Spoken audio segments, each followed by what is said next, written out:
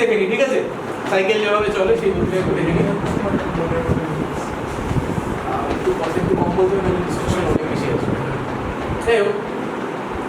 বইয়ের সাইকেলের ছবিটা অনেক বেশি, যারা নতুন আছে বইয়ের সাইকেলের ছবিটা যথেষ্ট ভালো আছে, যাদের যাদের কাছে বই খোলা আছে তারা বইটা দেখতে পারে। আজকে আমার পুরো সাইকেলের ছবি আসা সম্ভব হবে না, ঠিক আছে?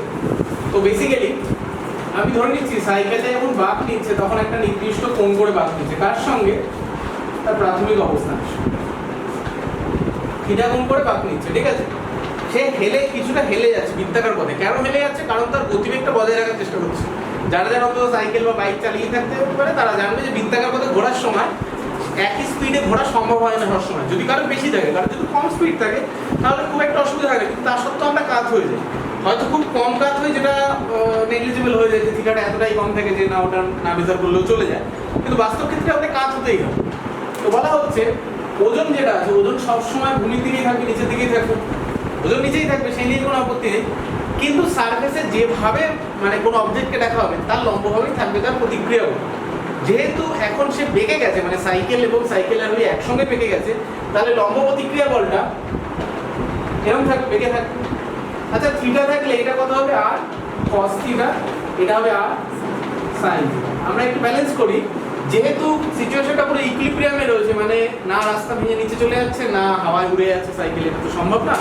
তাহলে আমাদের আর cos থিটা ইকুয়াল টু হবে হচ্ছে mg, আর sin থিটা যেহেতু এটা কেন্দ্রের দিকে, মানে হচ্ছে এরকম একটা জায়গায় হয়তো কেন্দ্রটা থাকবে, মানে বৃত্তাকার পথের যে কেন্দ্র, মানে যেহেতু কার্ভ আছে বৃত্তাকার পথে, তো বৃত্তের একটা কেন্দ্র থাকা উচিত। তাহলে ওই কেন্দ্রের দিকে যেহেতু বলটা অনুভব হচ্ছে, তাহলে কেন্দ্রাভুক্তি বল আমাদের কি? অভিকেন্দ্র বল হয়। সেটাকে আমাদের রাশিমালাটা থাকে mv²/r। ভি হচ্ছে হলো যে সাইকেল আরোহী আছে বা যে বাইক মানে বাইকে রয়েছে তার গতিবেগ এটা, আর আর হচ্ছে যে বৃত্তাকার পথে ঘুরবে তাই যে বৃত্তাকার পথের ব্যাসার্ধ। তো এইগুলোকে আমরা ভাগ করে দিচ্ছি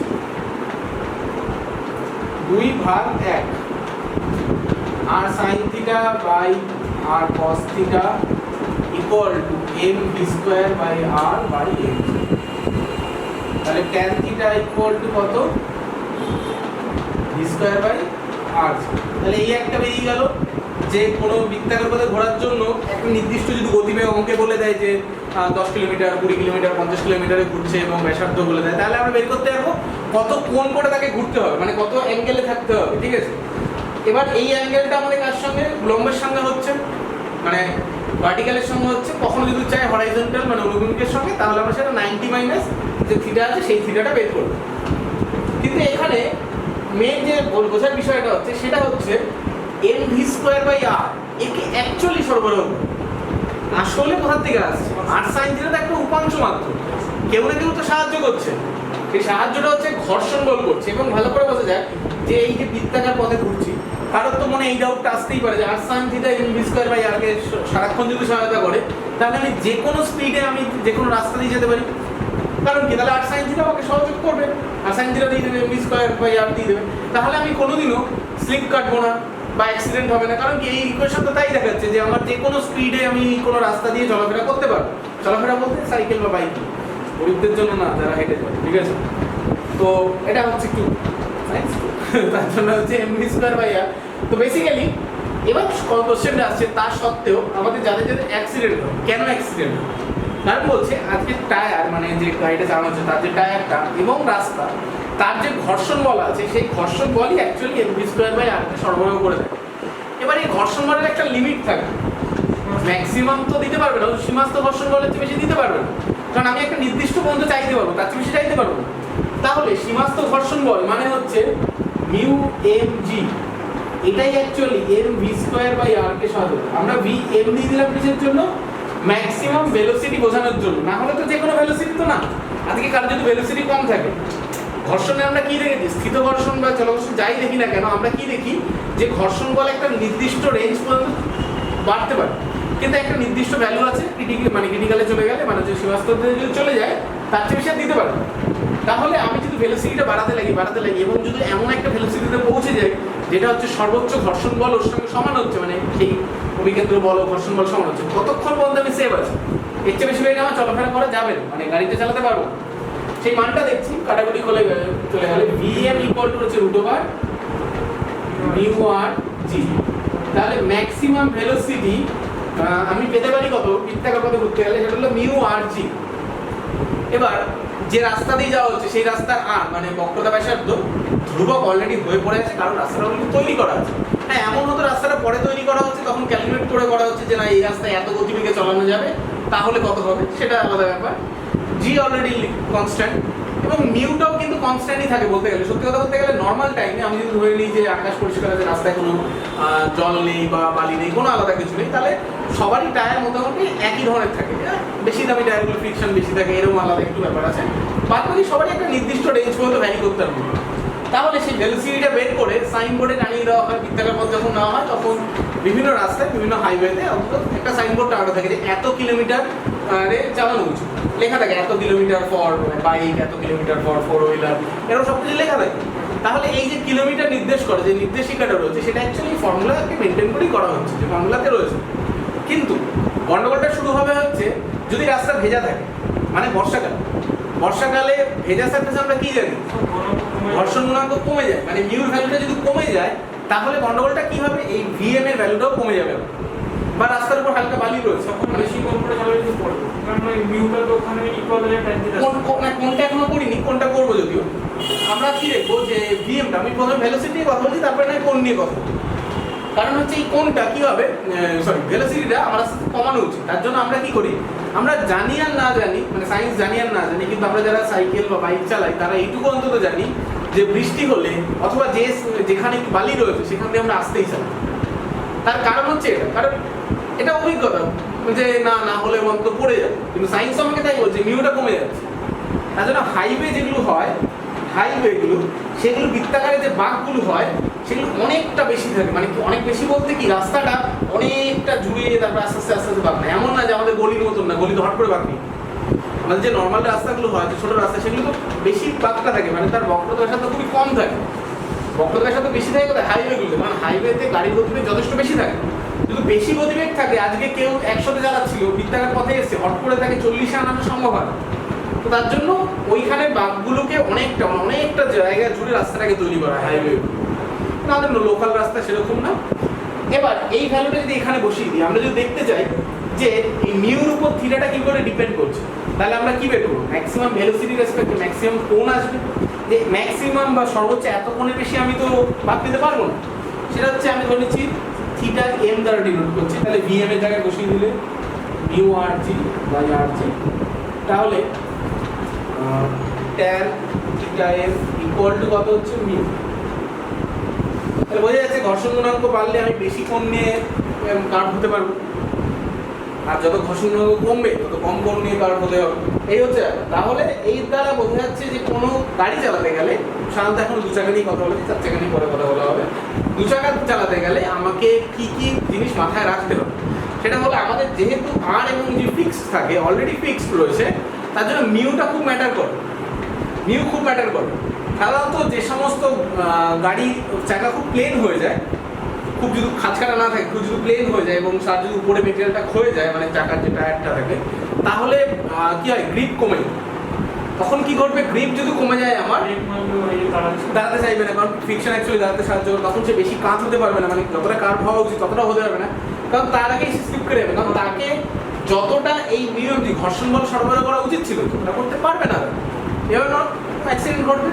কিন্তু বেসিক আমাদের ফর্মুলা এটা, পরীক্ষায় এরকম দেবে, অঙ্ক প্রচুর আছে। শুধু পার্থক্য মাথায় রাখতে হবে কি, গতিবেগটা আমাদের কিলোমিটারে দেবে, বক্রতা ব্যাসার্ধ দেবে মিটারে, জি এর মান মিটারে থাকে। তাহলে আমাদের কিলোমিটারটাকে মিটার পার সেকেন্ড অন্তত কনভার্ট করে দেবে। এইটুকু কনভার্ট করে নিলে যে কোনো অঙ্ক মিলে যাবে। আর দ্বিতীয়ত থিটাটা আমাদের সবসময় রয়েছে আমাদের কিসের সঙ্গে, ভার্টিক্যালের সঙ্গে করা রয়েছে।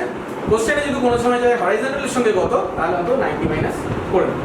এবার যদি এই কোনো রাস্তা দিয়ে যদি একটা গাড়ি চলতো, মানে 4 চাকা যদি চলতো, তাহলে কি হবে, আচ্ছা 4 চাকা কাত হয়ে চলবে, বাইক বা সাইকেল মোড় ঘোরার সময় আমি কাত হয়ে যাবো।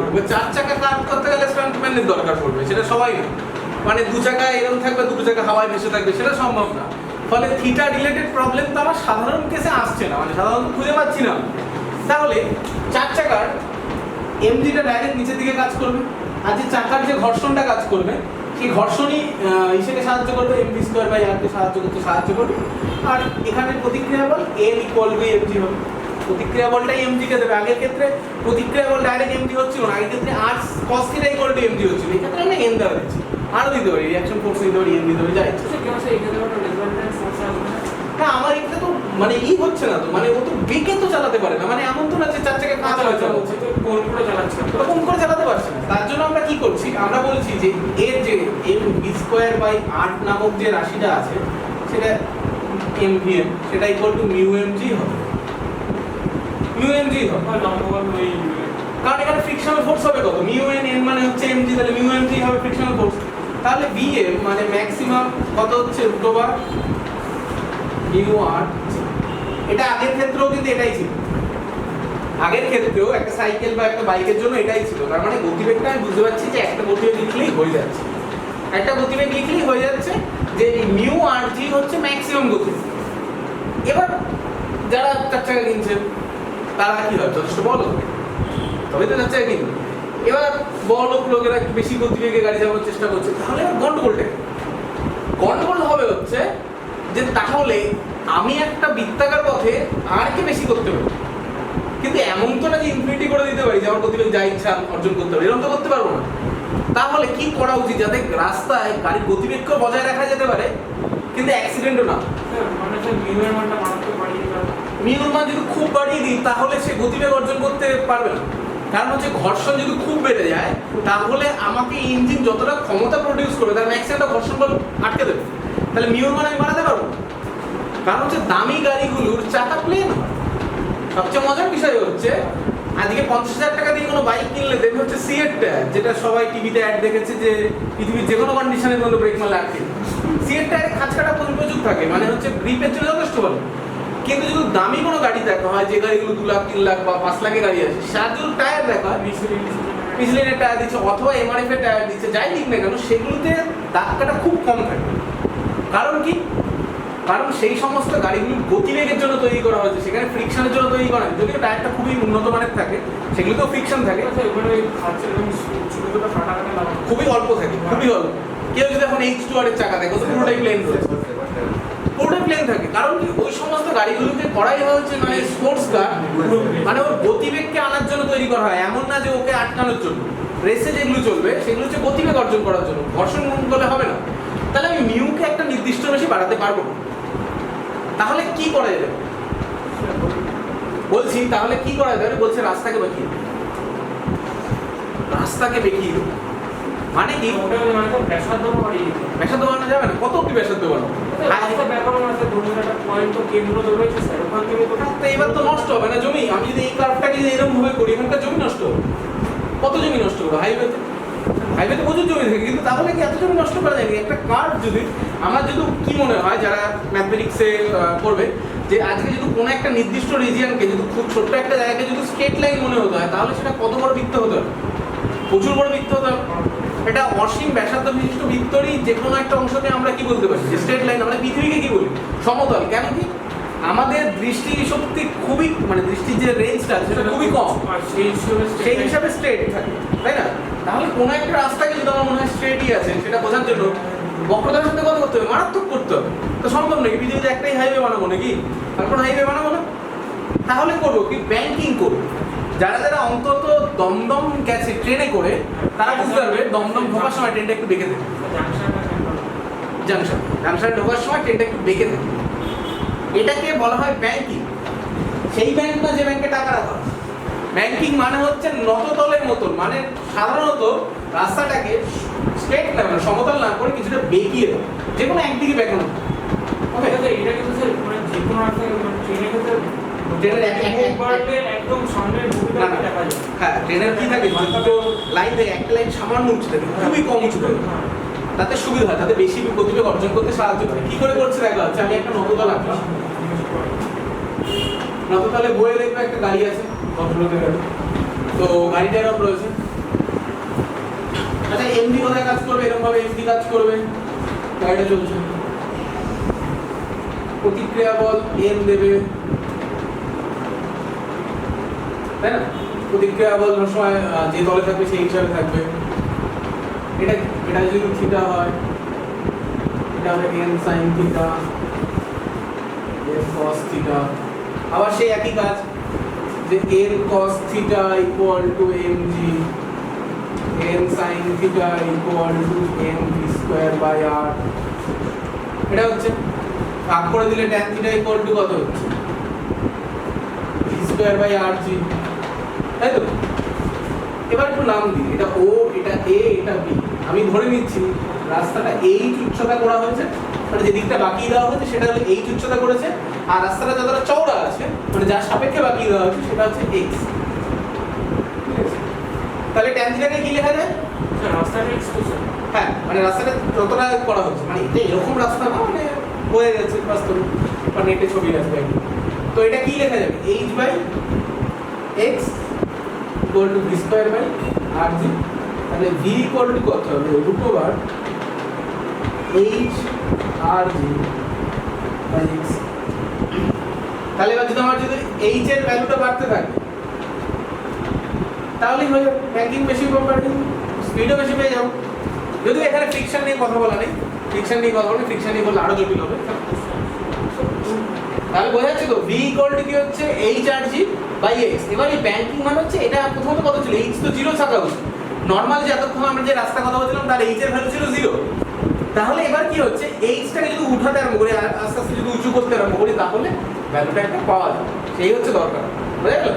আসলে এটা হচ্ছে, এটাকে ব্যাংকিং বলা হচ্ছে সাধারণত কোনো রাস্তাকে কোনো একটা দিকে অন্য দিকের থেকে একটু উঁচু করে দেওয়া, সেটা আমাদের চার চাকা মানুষ চালানোর জন্য হতে পারে, ট্রেনের জন্য হতে পারে, যে কোনো কিছু হতে পারে।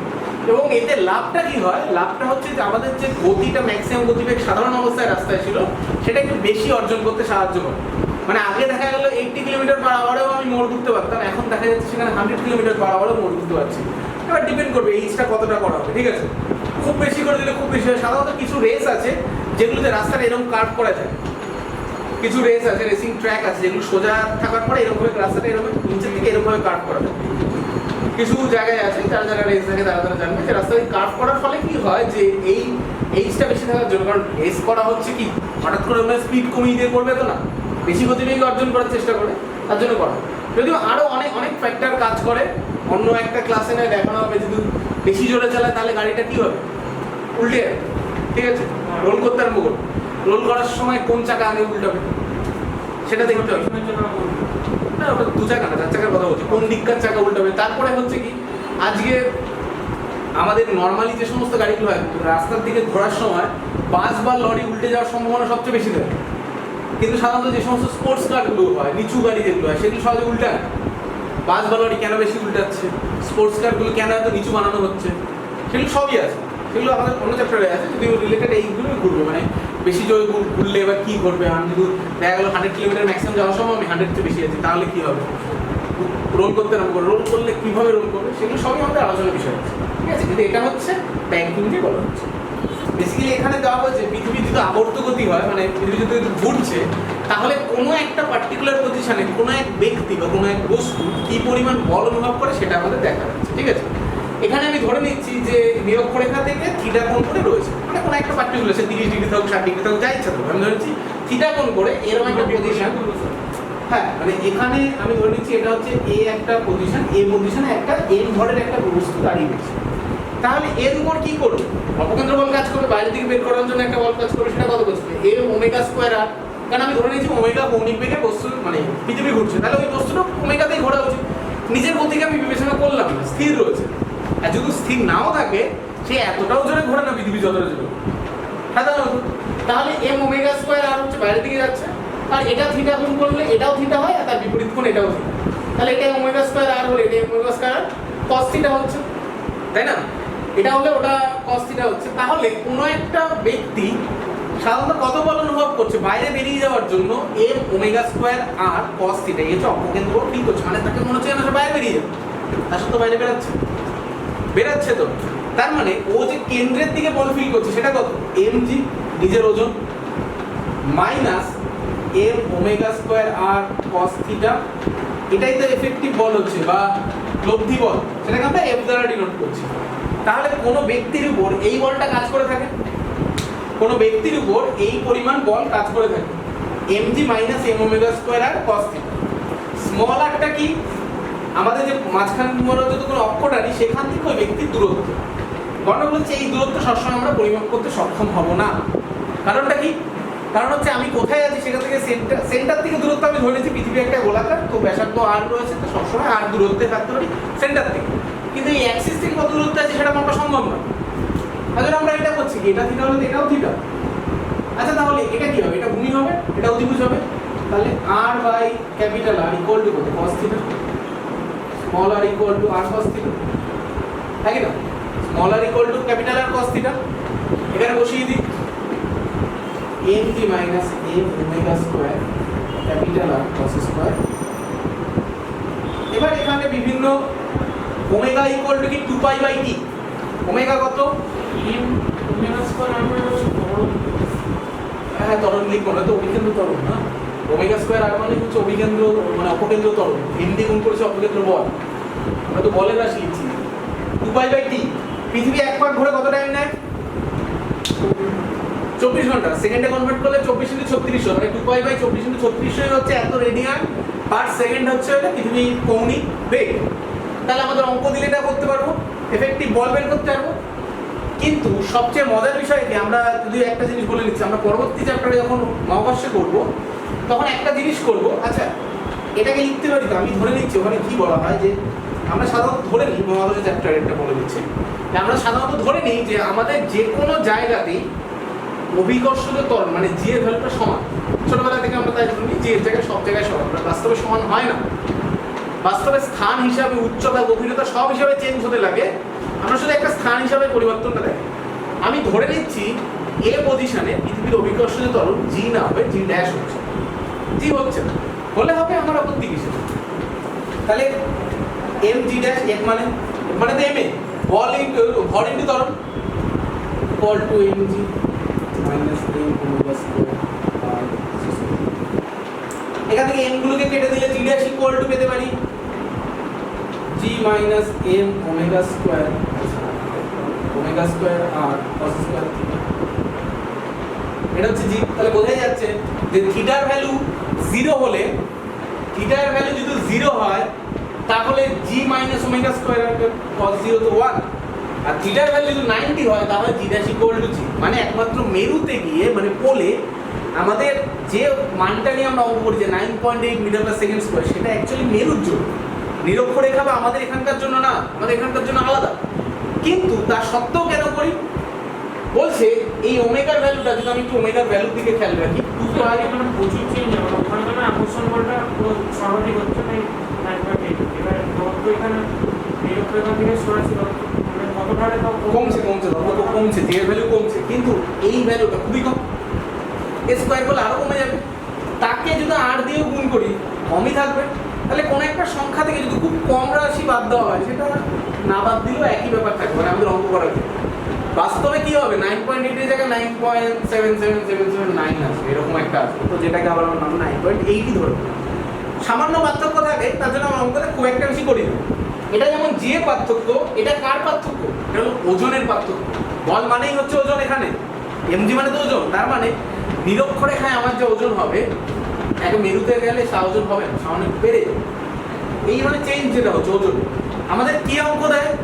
আমাদের বলতে পারি কত বল অনুভব করছে, বলে দেবে যে একটা বস্তুর ভর এত, আর তার কেন্দ্র থেকে তার দূরত্ব বলে দিলে এত, পৃথিবীর ব্যাসার্ধ এত। একটা অঙ্ক রয়েছে প্রবলেম সেট 1-এ, যে সে ওই পজিশনে কতটা বল অনুভব করছে বলতে পারে, অথবা বলতে পারে যে সে কতটা ভর আছে তার, বা তার ওজন কত, এরকম বলে দেবে। ভর তো চেঞ্জ হবে, ভার চেঞ্জ হবে, তার ওজন কত, এরকম ভাবে কোশ্চেন দেয়। সাধারণত এইটুকুই আমাদের রাশিমালাটা আছে। আর যখন আমরা পরের চ্যাপ্টার করবো, যখন গ্র্যাজুয়েশন করবো, তখন এগুলো লাগবে।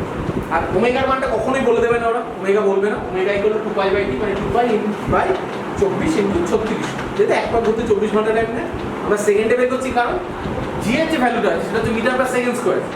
তো আমাদের এককগুলোকে, দূরত্বের এককগুলোকে মিটারে নিতে হবে, আর কোনো ভেলোসিটি বা কোনো কিছু থাকলে মিটার পার সেকেন্ডে বা সেকেন্ড স্কোয়ারে যেভাবে থাকে সেই হিসাবে।